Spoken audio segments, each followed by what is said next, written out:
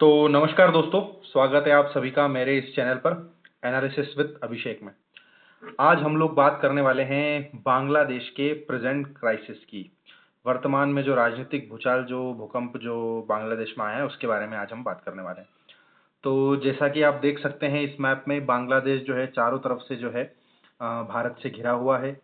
सबसे लंबी बाउंड्री हमारी बांग्लादेश से लगती है, 4000 किलोमीटर की जो है हमारी बाउंड्री बांग्लादेश से लगती है। उसके बाद बाकी सारे देश आते हैं।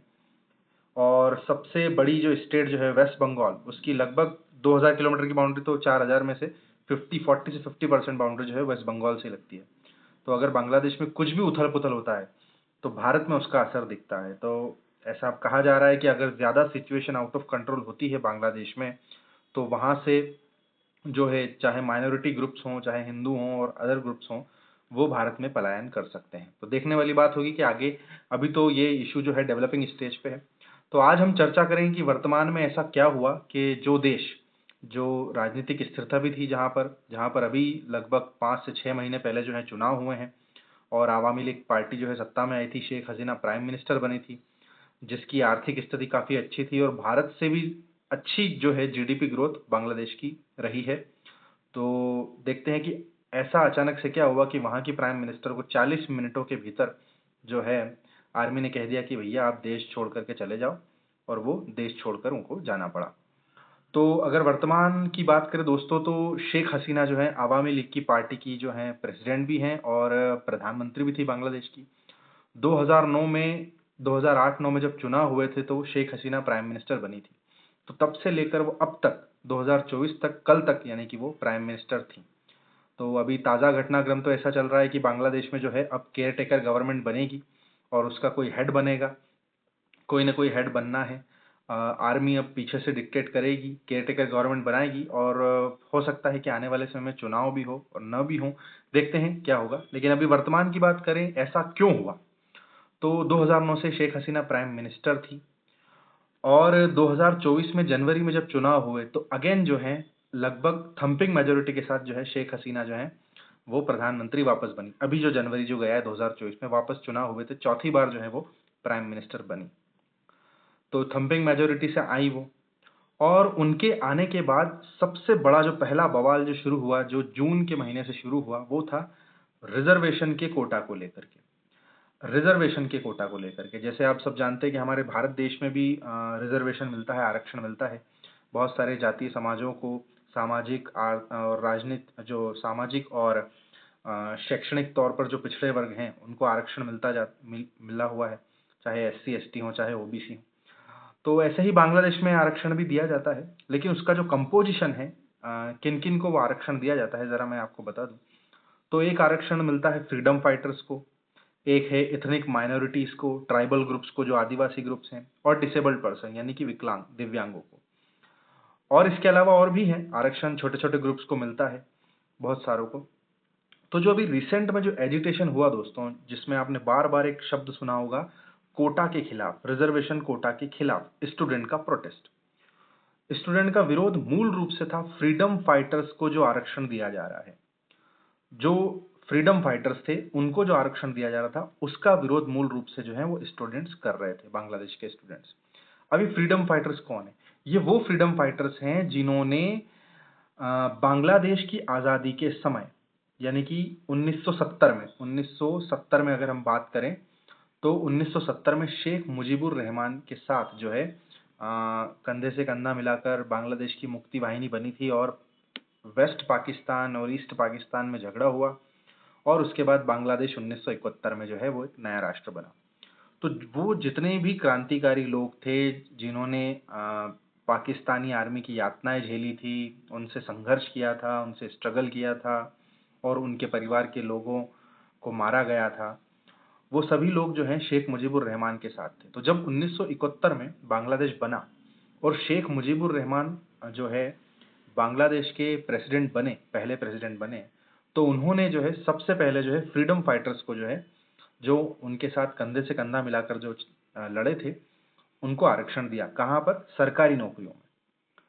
अब स्टूडेंट्स का ये कहना है कि आज 2024 में अगर हम वापस आए, तो स्टूडेंट्स का ये कहना है कि ठीक है, जो फ्रीडम फाइटर्स थे 1970 में, आपने उनको उस समय आरक्षण दे दिया, लेकिन उनकी सेकंड जनरेशन को या थर्ड जनरेशन को जो आरक्षण मिला हुआ है वो अब नहीं मिलना चाहिए, क्योंकि उनके बच्चों ने या उनके पोतों ने या उनके जो आने वाली जनरेशन है, उन्होंने तो स्वतंत्रता में भाग नहीं लिया था।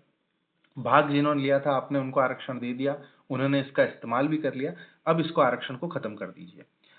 सरकार जो थी आवामी लीग की, चूंकि वो ऐसे लोगों के समर्थन से ही वहां चल रही है, तो उन्होंने क्या किया, फ्रीडम फाइटर्स के शेख हसीना ने मना कर दिया कि नहीं, उनको आरक्षण हम जो है कंटिन्यू रखेंगे। और लगभग 30% के आसपास एक बड़ा जो क्रंच था सरकारी सेवाओं में, वो जो है फ्रीडम फाइटर्स का था। और ये भी है कि जब इतना बड़ा 30% के आसपास, जब इतनी बड़ी आबादी जो है सरकारी सेवाओं में जाएगी, तो वो किसके प्रति ज्यादा समर्पित रहेगी? वो शेख हसीना और आवामी लीग के प्रति ही समर्पित रहेगी। चाहे मिलिट्री में आप नियुक्ति करो, चाहे पुलिस में आप नियुक्ति करो, चाहे दूसरी सरकारी सेवाओं में नियुक्ति करो, तो हर सरकार चाहती है कि हमारे लोग ही आगे बढ़े, ताकि कल से कुछ भी हो तो हमको बचाने में जो है हमारी मदद करें। तो ये रहा, स्टूडेंट्स जो हैं इसी के खिलाफ थे। इसी बीच ये जो केस था वो सुप्रीम कोर्ट गया, कहाँ? बांग्लादेश की सुप्रीम कोर्ट में। और बांग्लादेश की सुप्रीम कोर्ट ने कह दिया कि ठीक है भैया, बहुत ज्यादा प्रोटेस्ट हो रहा है, बहुत ज्यादा विरोध हो रहा है, लोग मर रहे हैं, तो आप एक काम कीजिए, जो है इस आरक्षण को जो है कम कर दीजिए। तो सुप्रीम कोर्ट ने क्या किया? बांग्लादेश की जो सुप्रीम कोर्ट थी, उन्होंने ये किया कि उन्होंने जो है 93% के आसपास जो है कहा कि 93% जो सीटें रहेगी वो आम बांग्लादेशी लोगों के लिए रहेगी, और बची हुई 7% जो है, बची हुई 7% जो सीटें हैं, उसमें से 5% जो है आरक्षण वो फ्रीडम फाइटर्स को मिलेगा। यानी कि 30% जो आरक्षण मिल रहा था वो सीधे 5% पे पहुंच गया, और फिर बाकी का जो 2% है वो ट्राइबल ग्रुप्स और डिसेबल पर्सन इनमें बढ़ जाएगा। इसको लेकर के, इस डिसीजन को लेकर भी स्टूडेंट्स के अंदर जो है वो ज्यादा प्रोटेस्ट होने लग गया। वो ये चाह रहे थे कि सिर्फ फ्रीडम फाइटर्स का जो आरक्षण है वो खत्म हो, और बाकी लोगों का जो रिजर्वेशन है वो वैसा ही बना रहे। तो इस जो अभियान में है, और दूसरे लोग वो भी जुड़ गए जो जिनको आरक्षण का फायदा मिल रहा था, लेकिन अब सुप्रीम कोर्ट के फैसले के बाद वो नहीं मिला। और इसी बीच जो है सॉरी, इसी बीच जो है ज्यादा विरोध को देखते हुए शेख हसीना ने भी कह दिया कि भैया, हम सभी प्रकार के रिजर्वेशन आरक्षण को खत्म करते हैं, और अब से कोई जो है रिजर्वेशन। तो इसी बीच हुआ क्या एक्चुअली, कि शेख हसीना ने जो है सारे रिजर्वेशन खत्म कर दिए, और ये कहा कि बहुत ज्यादा विरोध हो रहा है, तो मैं सारे रिजर्वेशन खत्म कर देती हूँ। लेकिन इस बीच हुआ क्या कि विरोध प्रदर्शनों के बीच जब स्टूडेंट्स काफी पहले तो पीसफुल प्रोटेस्ट कर रहे थे, शांति रूप से विरोध कर रहे थे, लेकिन बाद में प्रदर्शन जो है हिंसक होने लग गए। तो आवामी लीग ने भी, हर जैसे हर पॉलिटिकल पार्टी की एक स्टूडेंट विंग होती है, जैसे भारत में भाजपा की एबीवीपी है, या कांग्रेस की एनएसयूआई है, या लेफ्ट की आईसा वगैरह है, तो बांग्लादेश में भी हर पॉलिटिकल पार्टी के पास जो है एक अपनी छात्र विंग है। तो आवामी लीग के पास भी अपनी एक छात्र यूनियन है जिसका नाम है छात्र लीग। और उस छात्र लीग को आवामी लीग ने बोल दिया कि भैया आप भी सड़क पे उतर जाओ, और इन जो स्टूडेंट्स जो विरोध कर रहे हैं उनका सामना करो, उनसे फाइट करो। अब वो लोग उतरे, और चूंकि उनको सरकार का समर्थन था तो और ज्यादा हिंसक हो गया, और हिंसक हुआ तो स्टूडेंट्स जो हैं वो मारे गए। तो जो इतना आंदोलन जो पिछले 2 महीनों से चल रहा था वो काफी हिंसक हो गया पिछले 15-20 दिनों में, और इसमें काफी स्टूडेंट्स की जान भी चली गई। बहुत सारे विरोध कर रहे छात्रों को डिटेन भी किया गया, बहुत सारे स्टूडेंट्स का अभी पता भी नहीं है।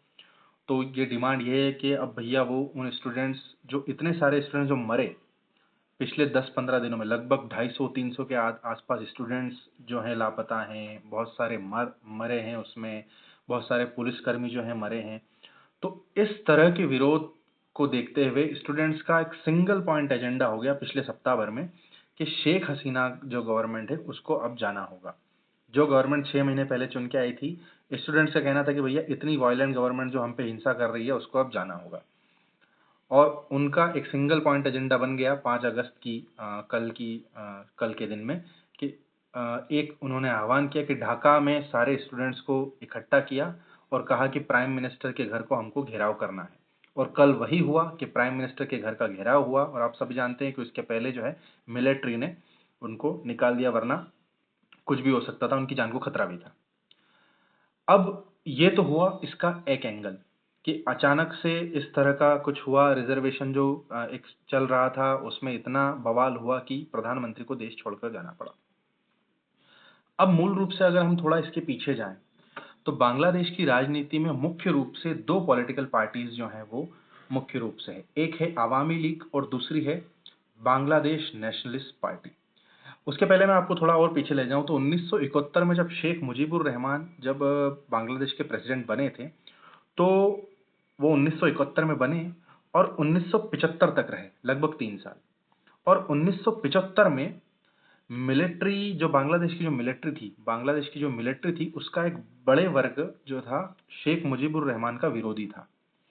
और उस वर्ग ने 1975 के दिन शेख मुजीबुर रहमान के घर पर धावा बोला और उनको उनकी पत्नी के साथ और उनके जो 3 लड़के थे उनके साथ और बाकी जो सदस्य थे उनके परिवार के, उन सभी को मौत के घाट उतार दिया 1975 में। शेख हसीना और उनकी जो बहन थी वो बच गई, क्योंकि वो उस समय भारत में थी। वो पहले ढाका में भी रहीं अपने कॉलेज के दिनों में, फिर भारत में भी रहीं और बाद में जर्मनी में भी रहीं। तो वो उस समय चूंकि बांग्लादेश में नहीं थी इसलिए वो बच गई। तो 1975 में शेख मुजीबुर रहमान की हत्या हो गई और शेख मुजीबुर रहमान की हत्या के बाद एक लेफ्टिनेंट जनरल थे बांग्लादेश के जिनका नाम था जिया उर रहमान। और जिया उर रहमान जो है 1978 में बांग्लादेश की पॉलिटिक्स में एंटर होते हैं और बांग्लादेश के प्रेसिडेंट बनते हैं। किसके बाद? शेख मुजीबुर रहमान के बाद। तो शेख मुजीबुर रहमान वो जिन्होंने आवामी लीग बनाई थी और जिया उर रहमान वो जिन्होंने बांग्लादेश नेशनलिस्ट पार्टी बनाई थी। तो जिन दो पार्टियों के बीच में आज जंग जारी है, जो जिसका बार बार नाम कल से आ रहा है कि एक आवामी लीग और बांग्लादेश नेशनलिस्ट पार्टी, ये दो पार्टियों के बीच में जो है बांग्लादेश की जो राजनीति है वो इर्द गिर्द घूमती है। तो उसके जो संस्थापक थे वो थे जिया उर रहमान और वो 1978 से 1981 तक प्रेसिडेंट रहे। वो मिलिट्री के जो है लेफ्टिनेंट जनरल थे। उन्होंने मिलिट्री की नौकरी छोड़ दी थी, उसके बाद अपनी एक पार्टी बनानी थी, बांग्लादेश नेशनलिस्ट पार्टी। होता क्या है कि 1981 में उनका भी असासिनेशन हो जाता है, उन्हें भी मिलिट्री के एक गुट द्वारा मार दिया जाता है। कि लगातार जब राजनीति में इतना स्ट्रगल चलता है तो हर कोई सत्ता पाने के लिए, रिसोर्सेज पाने के लिए संघर्ष करता है। तो मिलिट्री में भी बहुत सारे धड़े बन गए थे, एक था प्रो पाकिस्तान, एक था प्रो इंडिया, एक था प्रो चाइना, एक था प्रो अमेरिका, तो अलग अलग गुट बनते चले गए थे। एक था प्रो इस्लामिक, अभी जमात इस्लामिक का नाम भी बहुत बार कल से आ रहा है, तो मैं उसके बारे में बताऊंगा लेकिन आगे आपको। पर पहले हम यहाँ पे चलते हैं, स्टेप बाय स्टेप चलते हैं। तो जिया और रहमान की हत्या जो है 1981 में हुई और उनकी हत्या भी मिलिट्री के एक वर्ग ने करी।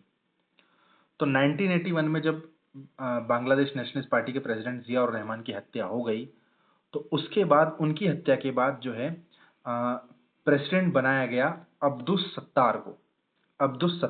और अब्दुस सत्तार जो है लगभग 1 साल ही प्रेसिडेंट रहे थे बांग्लादेश के। और 1 साल प्रेसिडेंट रहने के बाद वापस से, चूंकि ये बांग्लादेश नेशनलिस्ट पार्टी के थे, क्योंकि एक जैसे एक लीडर की मौत हो गई थी तो बांग्लादेश नेशनलिस्ट पार्टी की सरकार में थी, उन्होंने अपने दूसरे, उस समय अब्दुस सत्तार जो है वो वाइस प्रेसिडेंट थे, तो उनको प्रेसिडेंट तुरंत बना दिया गया। लेकिन 1 साल के भीतर ही मिलिट्री वाले वापस आए, प्रेसिडेंट के घर में आए और इस बार हुआ ये कि बिना किसी खून खराबे के प्रेसिडेंट से बोला गया अब्दुस सत्तार से कि आप देखिए ये सिग्नेचर कर दीजिए आपके इस्तीफे पर और अब आप घर चले जाइए अपने, और अब से मिलिट्री जो रूल है वो बांग्लादेश में रहेगा। तो तब से लेकर, यानी कि 1981-82 से लेकर के 1990 तक बांग्लादेश में जो है वो मिलिट्री का रूल रहा।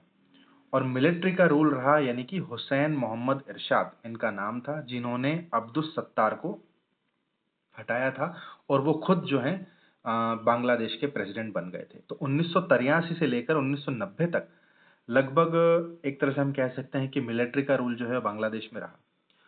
हुसैन मोहम्मद इरशाद ने एक पार्टी बनाई थी 1986 में, 1986 में एक पार्टी बनाई थी जिसका नाम था जातीय पार्टी। यह पार्टी अभी भी है बांग्लादेश में। तो ये तीसरी पार्टी है, Awami league, Bangladesh nationalist party के बाद जातीय पार्टी ये तीसरी पार्टी है जो बांग्लादेश की बड़ी पार्टी है। और अभी अभी अपोजिशन में सबसे बड़ी पार्टी जो है वो जातीय पार्टी ही है आवामी लीग के बाद में। तो हुसैन मोहम्मद इरशाद बने। अब इतने में हुआ क्या कि 1990 का दशक आते आते, ये हिस्ट्री में आपको इसलिए बता रहा हूं कि आप वर्तमान में जो अचानक से जो चीज हुई है ये अचानक से नहीं हुई, इसका जो बिल्टअप है बहुत पीछे से।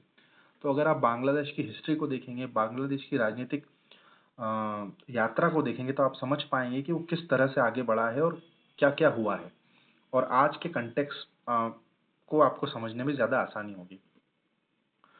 तो 1990 में, 1980 से लेकर 1990 तक जितनी भी पॉलिटिकल पार्टियां थी, चाहे आवामी लीग हो, चाहे बांग्लादेश नेशनलिस्ट पार्टी हो, चाहे दूसरी पार्टियां, वो सब एक साथ इकट्ठी हो गई और उन्होंने मिलिट्री से कहा कि भैया ऐसा नहीं चल सकता। एक लोकतांत्रिक देश है बांग्लादेश, और इस लोकतांत्रिक देश में आप मिलिट्री जो है तभी रह सकती है जब ऐसा हो कि कोई ऐसी इमरजेंसी सिचुएशन हो जैसी कल हुई। अब कल जो सिचुएशन हुई है उसके बाद मिलिट्री को ऐसा नहीं है कि भैया मिलिट्री रूल कर ले।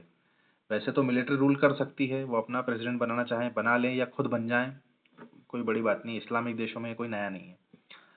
लेकिन 1990 के दशक में जितनी भी पार्टियां थी, चाहे वो बांग्लादेश नेशनलिस्ट पार्टी हो, चाहे आवामी लीग हो, चाहे दूसरी पार्टियां, उन सभी पार्टियों ने मिलकर कहा कि आप इलेक्शन करवाइए और जो पार्टी इलेक्शन में जीतेगी वो सरकार बनाएगी।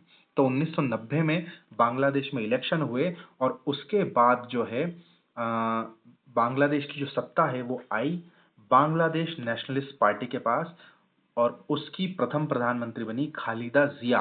और ये खालिदा जिया कौन थी? मैंने आपको जिया उर रहमान के बारे में बताया, जिनको मिलिट्री वालों ने मार गिराया था चिटगांव में। उनकी पत्नी थी खालिदा जिया। खालिदा जिया उनकी पत्नी थी। तो पहली बार 1991 में वो प्राइम मिनिस्टर बनी और 96 तक, यानी 5 साल वो प्राइम मिनिस्टर रही। 96 में जब दोबारा चुनाव हुए तो पहली बार शेख हसीना जो हैं वो प्रधानमंत्री बनकर बांग्लादेश आई थी। यानी आवामी लीग की अगर सरकार में बोलूं पहली बार जो है वो बनी थी तो वो 96 में बनी थी। उसके पहले शेख मुजीबुर रहमान रहे थे, तो वो तो बांग्लादेश तुरंत आज़ाद हुआ था और उसके बाद रहे थे। तो 1996 में आवामी लीग की बनी थी, यानी कि 91 में बीएनपी की बनी, 96 में वापस जो है आवामी लीग की बनी। वापस जब 5 साल बाद 2001 में चुनाव हुए तो वापस से बीएनपी की सरकार बनी। जैसे हमारे यहाँ होता है ना, एक बार कांग्रेस एक बार बीजेपी, एक बार कांग्रेस एक बार बीजेपी, तो ऐसे चल रहा था। अब ये बिल्कुल आराम से चल रहा था। और उसके बाद 2001 के बाद जो है 5 साल के बाद बहुत टाइम तक चुनाव नहीं हुए, और उसके बाद 2008 में जब चुनाव हुए वापस, तो वापस से 2009 में आवामी लीग की सरकार आ गई, यानी कि शेख हसीना की सरकार आ गई। और मैंने आपको शुरू में ही बताया था कि शेख हसीना जो है 2009 से लेकर के 2024 तक जो है प्राइम मिनिस्टर रही थी। तो वो तब से ही प्राइम मिनिस्टर थी। तो जो खालिदा जिया हैं, अभी फिलहाल उनका स्टेटस ये है कि वो, उनको जो है, क्योंकि आवामी लीग जब सत्ता में आई, और ये बहुत बड़ा, जो छोटे देश होते हैं और जो इस तरह के देश होते हैं वहाँ पर ये चलता रहता है बदले की पॉलिटिक्स। तो जब आवामी लीग सत्ता में आई तो उसने खालिदा जिया पर बहुत सारे करप्शन वगैरह के आरोप लगा करके उनको जो है नज़रबंद कर दिया। अब नज़रबंद जो है उनको घर में कर दिया। और फिर दूसरी बात ही, खालिदा जिया की अब उम्र भी काफ़ी हो चुकी है, तो वो काफ़ी बूढ़ी हो चुकी है, तो उनकी स्वास्थ्य हेल्थ के कारणों से भी वो घर में ही रहती हैं। तो अब बांग्लादेश की जो एक्टिव पॉलिटिक्स में है उसमें वो उतना, उनका इतना रोल रह नहीं गया है। और अगर मैं बीएनपी की बात करूं, बांग्लादेश नेशनलिस्ट पार्टी की बात करूं, तो बांग्लादेश नेशनलिस्ट पार्टी जो है एंटी इंडिया मानी जाती है और प्रो चाइना मानी जाती है। इंडिया के अगेंस्ट में और चाइना के पक्ष में, चाइना प्रो चाइना बोलें या प्रो पाकिस्तान बोलें, उस तरह की जो है उनकी पॉलिटिक्स रहती है। तो हमेशा अगर भारत के जो रिश्ते रहे हैं बीएनपी के रूल में, वो थोड़े से खराब ही रहे हैं, और आवामी लीग के दौर में काफ़ी अच्छे रहे हैं। तो 2009 से सरकार थी।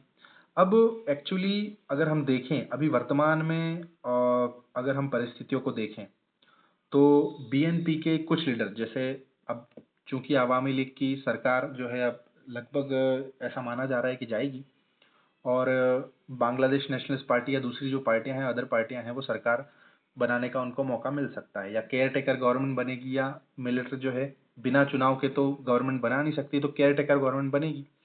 अगर बीएनपी की मैं बात करूं दोस्तों, तो बीएनपी में अभी जो है, जैसे मैंने आपको बताया, खालिदा जिया अब लगभग उनकी हेल्थ खराब है तो वो तो घर में रहेंगी। शेख हसीना देश छोड़ के जा चुकी हैं। तो बांग्लादेश में एक तरह से हम बोल सकते हैं कि राजनीतिक रूप से एक अस्थिरता इसलिए भी है कि कोई एक ऐसा स्टॉलवर्ट लीडर अब बचा नहीं है। बीएनपी की जहां तक बात करें तो अब उसके जो सेकंड रैंक के जो लीडर हैं, जिनका नाम है मिर्जा फखरुल इस्लाम आलमगीर, ये भारत विरोधी माने जाते हैं, एंटी इंडिया माने जाते हैं, और काफ़ी स्टेटमेंट देते हैं और प्रो चाइना माने जाते हैं। मैंने बीएनपी का स्टैंड आपको बता दिया, वो प्रो चाइना और एंटी इंडिया है। तो हो सकता है कि आने वाले समय वो बांग्लादेश के प्राइम मिनिस्टर बन जाएं, या इसके अलावा तारिक रहमान जो है बीएनपी के वाइस चेयरमैन है, वो जो है बांग्लादेश के प्राइम मिनिस्टर बन जाएं। तो अभी देखना होगा कि आने वाले समय में धीरे धीरे क्या डेवलपमेंट होते हैं। ये आर्मी चीफ हैं वकारुज्जमान, जिन्होंने और ये शेख हसीना के रिश्तेदार हैं, मैं आपको बताऊं तो ये शेख हसीना के रिश्तेदार हैं। तो ऐसे जो छोटे देश होते हैं ना, वहाँ पर बहुत बार ऐसा होता है कि जो प्रेसिडेंट होता है या प्राइम मिनिस्टर होता है, वो अपने लोगों को नियुक्तियां बहुत करता है।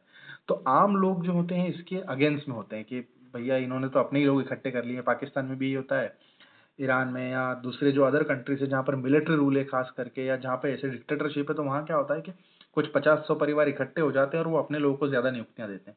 उस समय एक समय ऐसा आता है कि पब्लिक फिर पब्लिक की वो पीसफुल प्रोटेस्ट से मानती नहीं, पब्लिक को सड़क पे उतरना पड़ता है और होता है। अब इसमें सबसे बड़ी चीज ये है, एक एंगल जो दूसरा जो आ रहा है, इसमें एक एंगल जो आ रहा है वो अभी तक जिसके बारे में हमने डिस्कस नहीं किया, वो आ रहा है रिलीजियस एंगल। और वो रिलीजियस एंगल आ रहा है जमाते इस्लाम से। जैसा कि मैंने आपको कहा, बांग्लादेश नेशनलिस्ट पार्टी जो है वो एंटी इंडिया तो है ही है, इसके अलावा रिलीजियस फैनेटिक्स जो एलिमेंट्स है, जिसको हम फ्रिंज एलिमेंट बोल सकते हैं, या जिसको हम बोल सकते हैं कि जो कट्टरवादी धार्मिक संगठन जो है, उसका सपोर्ट जो है उसको लगातार मिलता रहा है। और जमाती इस्लामी नाम का संगठन जो है लगातार उसको सपोर्ट देता है। ये जमाती इस्लामी के बारे में मैं एक और वीडियो बनाने वाला हूँ, वो जरूर आप देखिएगा। जमाते इस्लामी जो है मूल रूप से तो भारत में ही बना था, अविभाजित भारत में 1941 में, जब भारत का डिवीजन नहीं हुआ था। और भारत के डिवीजन के बाद पाकिस्तान में जमाते इस्लामी पाकिस्तान बन गया, और बांग्लादेश के डिवीजन के बाद जमाते इस्लामी पाकिस्तान, जमाते इस्लामी बांग्लादेश बन गया। और जमाते इस्लामी का अगर मैं आपको स्टैंड बताऊं तो उनका स्टैंड ये था एक्चुअल में कि भैया वो मुस्लिम ब्रदरहुड की बात करते हैं। मुस्लिम ब्रदरहुड के अलावा वो मुस्लिम उम्मा की बात करते हैं, और मुस्लिम उम्मा के साथ साथ वो ये कहते हैं कि जो इस दुनिया की जितनी भी सारी मुस्लिम कम्युनिटी है वो एक होनी चाहिए, उनका एक ही राष्ट्र होना चाहिए। तो वो तो भारत के डिवीजन के खिलाफ भी थे, क्योंकि पाकिस्तान बन रहा था तो भारत के मुसलमान और पाकिस्तान के मुसलमान अलग हो जाएंगे। फिर जब बांग्लादेश बना तो वो एक जमात इस्लाम था जो बांग्लादेश के डिवीजन के अगेंस्ट थी, यानी पाकिस्तान के डिवीजन के अगेंस्ट थी। तो जो लोग, बहुत बार भारत में डिस्कशन होता है ना, भारत में बहुत बार लोगों को समझ में नहीं आता है कि यार ऐसा क्या कारण है कि हमने बांग्लादेश को पाकिस्तान के कहर से बचाया था, और उस समय हमने 90,000 सैनिक पाकिस्तान के जो है बंदी बना लिए थे, और आज बांग्लादेश के लोग जो हैं वो एंटी इंडिया बातें करते हैं, इंडिया के अगेंस्ट में बातें करते हैं। तो ऐसा क्यों होता है? तो ऐसा इसलिए होता है दोस्तों कि जो रिलीजियस जो एंगल है इसमें वो बड़ा मजबूत है। बहुत सारे ऐसे ग्रुप्स हैं, और बहुत सारे ऐसे उस समय भी थे, 1970 में भी थे, याद रखिएगा। 1970 में भी ऐसे बहुत सारे ग्रुप थे जो ये चाहते थे कि पूर्वी और वेस्ट, ईस्ट और वेस्ट पाकिस्तान का डिवीजन न हो, और एक पाकिस्तान जो है पूरा रहे। आवामी लीग और शेख मुजीबुर रहमान के साथ एक बहुत बड़ा वर्ग था जो पाकिस्तान से अलग होना चाहता था, तो भारत ने उनका सपोर्ट किया। तो यही कारण है कि जब रिलीजियस लाइंस पे अगर जब राजनीति चलती है तो फिर वो एंटी इंडिया हो जाती है। तो जमात इस्लामी का कहना यही है कि वो किसको मानता है बांग्लादेश बनने का कारण, कि भैया भारत है, भारत के कारण ही पाकिस्तान के टुकड़े हुए और फिर बांग्लादेश बना, और हम जो है एक तरह से जो मुस्लिम ब्रदरहुड की बात है, मुस्लिम भाई एक दूसरे से अलग अलग हो गए। तो ये समस्या जो है वहां से उठी। अब इसमें एक और इम्पोर्टेंट नाम आ रहा है, वो है मोहम्मद यूनिस का नाम भी आ रहा है। मैं आपको थोड़ा जाते जाते ये भी बता दूं, मोहम्मद यूनिस जो है नोबेल पीस प्राइज मिला था 2006 में। तो ये कहा जा रहा है कि जो केयर टेकर गवर्नमेंट बन सकती है बांग्लादेश में शेख हसीना के जाने के बाद, उसमें जो है मोहम्मद यूनिस को जो है प्राइम मिनिस्टर बनाया जा सकता है। मोहम्मद यूनिस को प्राइम मिनिस्टर बनाया जा सकता है। और इसके अलावा एक और मैं लीडर की बात कर दूं तो जीएम क्वादर जो है, ये है जातीय पार्टी के। और मैंने आपको अभी थोड़ी देर पहले बताया जातीय पार्टी के बारे में कि जो हुसैन मोहम्मद इरशाद जो हैं 1990 तक ये मिलिट्री के जो हैं वेटरन थे, और इन्होंने अपनी जातीय पार्टी बनाई थी। तो इनकी जातीय पार्टी को फिर आगे बढ़ाया इन्हीं के भाई जीएम क्वादर ने, जो अभी बांग्लादेश के लीडर है। तो ये बांग्लादेश के लीडर की एक फहरिस्त मेरा आपको बताने का मतलब ये था कि कौन कौन लीडर हैं, कौन कौन स्टेट के वो एक्टर्स हैं जो इसमें इस तरह की चीज़ों में शामिल हैं। तो अब आप देखोगे कि आने वाले समय में जो है बांग्लादेश, अब इसमें देखा जा रहा है कि बहुत सारी ऐसी चीज़ें हैं, बहुत सारे ऐसे एंगल हैं। अगर हम बात करें, कल से बहुत सारी चीज़ें चल रही हैं, तो अभी हम उसमें ज़्यादा बात नहीं कर सकते, क्योंकि ऐसी चीज़ों के न तो सबूत होते हैं और न कभी ऐसी चीज़ों के सबूत मिलते हैं। जैसे बहुत लोग बोल रहे हैं चीन का एंगल है, बहुत बोल रहे हैं कि अमेरिका का एंगल है, तो थियरीज बहुत सारी यकीनन एंगल हैं, लेकिन इसके सबूत न मिलेंगे, न ऐसा कुछ हम साबित कर पाएंगे।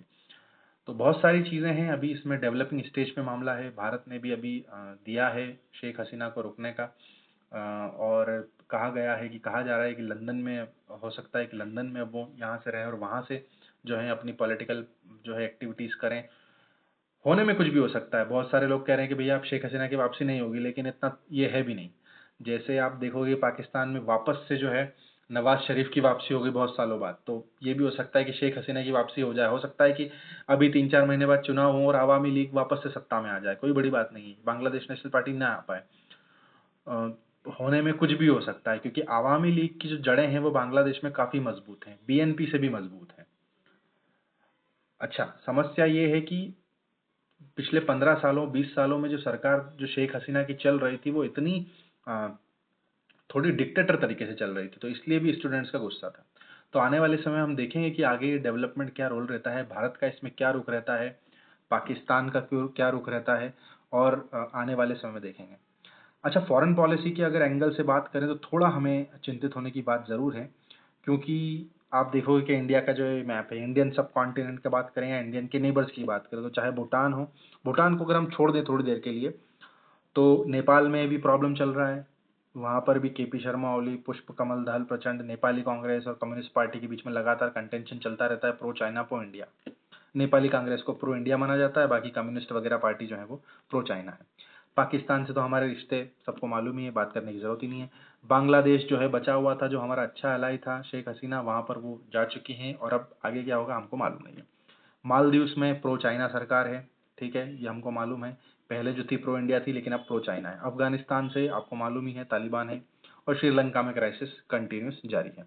तो अगर हम देखें तो इंडिया के नेबर्स के आसपास एक ऐसी सिचुएशन हो गई है जो किसी ज़माने में जो है अमेरिका और यूएसएसआर, सोवियत यूनियन में थी। यानी कि भारत और चाइना के बाद बीच अब ऐसा संघर्ष स्टार्ट हो गया है कि जिसे बोलते हैं ना प्रॉक्सी वॉर, शीत युद्ध, कोल्ड वॉर का एरा, कि इस देश में सरकार प्रो चाइना रहेगी, इस देश में प्रो इंडिया रहेगी, फिर प्रो चाइना रहेगी, प्रो इंडिया रहेगी। तो वो लगातार, और अभी अगर आप देखोगे तो भारत के आसपास जितने भी नेबर्स हैं, लगभग सभी डिस्टेबलाइज हैं, सभी डिस्टेबलाइज हो गए। बांग्लादेश के डिस्टेबलाइजेशन के बाद सभी हो गए, और बांग्लादेश का डिस्टेबलाइजेशन तो काफ़ी घातक है हमारे देश के लिए, क्योंकि हम चारों ओर से हमने बांग्लादेश को घेर रखा है, और वहाँ पर अगर कुछ ऐसी चीज़ घटनाएं होती हैं तो वो फिर भारत में उसका अफेक्ट पड़ता है। तो देखना होगा भारत की सरकार का स्टैंड क्या रहता है। तो आगे भी इस पर नज़र रहेगी, और जमात इस्लामी और इनसे संबंधित जो वीडियोस भी हैं, व्लॉग भी हैं, मैं आपके लिए बनाऊंगा। तो आपको ये वीडियो कैसा लगा, और क्या क्या अगर आपकी कुछ सजेशन है तो वो भी बताइएगा। धन्यवाद दोस्तों, लाइक कीजिए, शेयर कीजिए और सब्सक्राइब करना ना भूलिए। थैंक यू, धन्यवाद।